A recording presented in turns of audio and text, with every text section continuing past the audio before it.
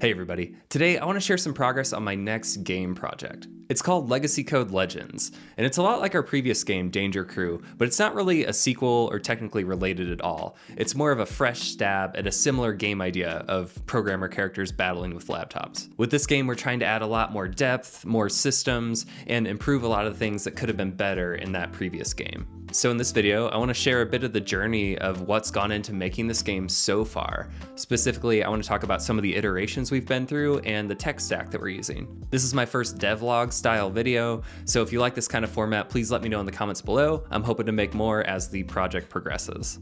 If you yourself are working on a game or you're just interested in game development, I really hope this kind of thing helps you out or is interesting. So let's talk about the backstory of this just a little bit. When we finished Danger Crew, I immediately wanted to jump into making another game. By the way, when I say we, I mean me and Glenn. Glenn and I are working on Happy Grumps together. We built Danger Crew together. We're also working on Legacy Code Legends together. There were a lot of things that we wanted to get into Danger Crew, but just didn't quite fit. Some things were technically impossible because of the way that Danger Crew was built. Other things were just too big in scope. I wanted to have a whole day-night calendar, a whole event system, kind of like Stardew Valley has, where different things happen on different days. But Danger Crew ended up being really linear, and none of those things really fit into that game. So with this game, I was hoping to take a stab at some of those new ideas. So I popped open a new Notion document and started writing down all the things that we could do better in a follow-up game. I made my wish list of features and improvements, and probably too quickly dove into writing the code for the game. I didn't really have a plan. I just kind of dove into making the game, and that came back to haunt me a little bit. We'll talk about that more in a second, but kind of in a good way. So what's the style of this game? It started a lot just like another Danger Crew or another Pizza Legends, where it was a tile-based movement, turn-based, top-down RPG. It's about programmers again this time, so you control little programmer characters and you battle hackers with your laptop. Specifically, you're on a mission to reunite a team of legendary programmers who wrote the code for this big security system, but they've disbanded and now nobody knows how their system works and you need to reunite them to help fix it. And the process of building the game so far has been a trip around the sun. I thought this whole thing would be quick and easy because I've made this kind of game before. So now we're using a different engine, but it should just be the same, right? Like create another turn-based RPG, get it done quickly, let's get this thing out there. But the whole thing took way longer than I expected. I have a full-time job. I've been working on my spare time on this for over 2 years. It's been everything from learning the Godot engine to hashing out story ideas, writing cutscenes, making pixel art. I even tried out this vector style look for the game for a while, and that was cool, but eventually I went back to pixel art. Anyway, it took a while, but I built out a whole first demo chapter with all the systems, all the menu things. It was a true vertical slice demo.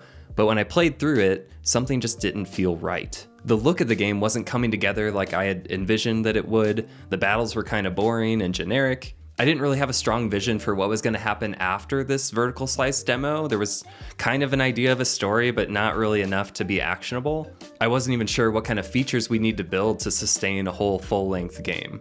On top of that, like we said, I'd already built a bunch of games just like this, and so I was just kind of sick of working on this style. Around that time is also when I did the Pizza Legends series on this YouTube channel. When I got back to this project after that, the whole thing just didn't excite me anymore. On the side, I had been playing games like Link's Awakening on Switch, Red Dead 2, The Last of Us on PlayStation, and I was just really inspired by a lot of the ideas in these games. I was wondering, how can we apply some of that inspiration into this next game? For example, I really liked the puzzle ideas and the items that you collect in Link's Awakening and that kind of action format, and I really liked the deep factions and story of Red Dead and The Last of Us. At the time, I think I could have retrofit a lot of those ideas into what I already had, but I had this big sloppy code base that I had created because I was just learning Godot and using it for the first time, and I had a lot of random prototypes and things laying around. I really just wanted a fresh start, being able to use what I know now and apply that to a clean slate. And so like many independent game developers do, I totally started over. So at first, I pivoted to this version where you move freely around the world in an action RPG format. It was basically top-down Zelda, but with laptops. Different items could interact with the environments in cool ways, and I was able to reuse a lot of the art that I already had. This was a lot of fun to play, and it definitely opened up a lot of new ideas and forced me to work on some really cool character animations. But I think I was honestly just on a Zelda honeymoon when I made this. After a few weeks of working on it, I found myself just missing the turn-based format, especially for boss battles where you need to make careful decisions. So I rewrote the turn-based battle system. One quick retro item from Danger Crew was that we wanted to get in and out of the turn-based battles faster. So Danger Crew had this classic kind of setup where you start a battle and then you're in the battle scene, and then when the battle's over, you come back into the overworld. We were wondering if we could speed that whole process up by having the battles happen directly in the overworld. And at first, this was really cool. It definitely achieved the snappiness that we were going for, but it created this weird level design problem where you'd be walking through a room and these battles need space to take place in to have all the UI show up and all that stuff. That made the rooms kind of boring somehow and kind of hard to iterate on. So I ended up scratching that and going back to the dedicated battle scene kind of thing. And don't hear me wrong, I think that other system could have worked. If you're interested in making something like that, don't be discouraged. It just wasn't coming together for me personally. And so to counter this lack of high-level vision problem, I really needed to switch gears and just start planning. Instead of writing any code, I switched over to a design app called Figma. So on a Figma board, I planned out every single environment and enemy type that you could come across in the game. I wrote out all the different attack types, variations, party characters that you'd meet. It's like having the whole game planned out on a digital whiteboard. So with this to reference, I had a roadmap going forward now so that I could continue to work on the game and know what's coming next and know what kind of features that we need on day one. Also, if you're interested in this, I am kind of planning on making a video about the process of planning a game in Figma. So if you're interested in that, please leave a comment below, let me know. So in summary, I was able to really make good progress on trying prototypes of different styles. On one hand, I feel a little bit silly because we tried all these different things and almost end up exactly where we started. But on the flip side, by exploring all those different ideas, I have all these new assets and learnings that came out of that I can use now. And so the original idea is a lot stronger. I just had to go through that journey of trying all those different variations. So if you're feeling stuck or unsure what to work on or if what you're doing is the right thing, it's okay to give yourself that time to explore the different directions. Now let's talk about the tech stack. I'm using the Godot engine for this game. I've created a few tutorials on this channel about Godot. When we started the project, I tried Unity, I tried GameMaker, I tried Godot, I tried even a few lesser known engines as well. Godot was the one that I liked the best. It was important for me personally to use a dedicated game engine for this project.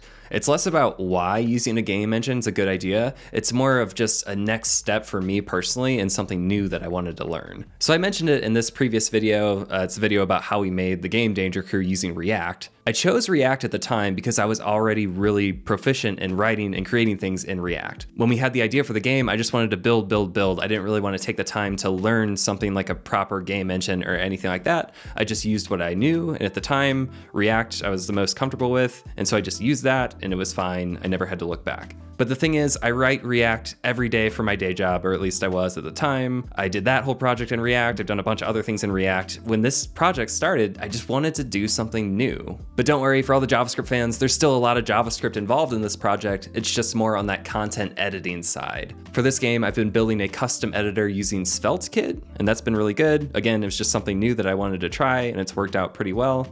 We've talked about building your own editor on this channel a few times before. It's essentially just a glorified JSON editor that writes data for the game. More on this specific editor in probably another video. Art-wise, I'm still using Sprite for all the pixel art. I can't recommend it enough. So what's next for this project? I've got a bunch of new features to work on. I'm working on a flexible battle system, some new environmental factors in the battles, a lot of actions and reactions that can be used. This game is going to take a long time to complete, and this is all subject to change, but I'm really stoked to finally be sharing progress on the project. If you're interested in checking out a demo of when this is ready to play and check out, it's going to go to our Discord community first. So the link to that is in the description below. Our Discord community is a community of people supporting each other and making games. So if you're working on a game yourself, pop in there, tell us about your project. We'd love to see you there. Next time on this devlog series, like I said, I want to get more in depth with the planning kind of aspect and exactly how Figma has come in to help me with that. I'm really stoked to share that. If you're interested in any of this, please be sure to subscribe. Thank you so much for watching. Good to see you again. I will catch you in the next video.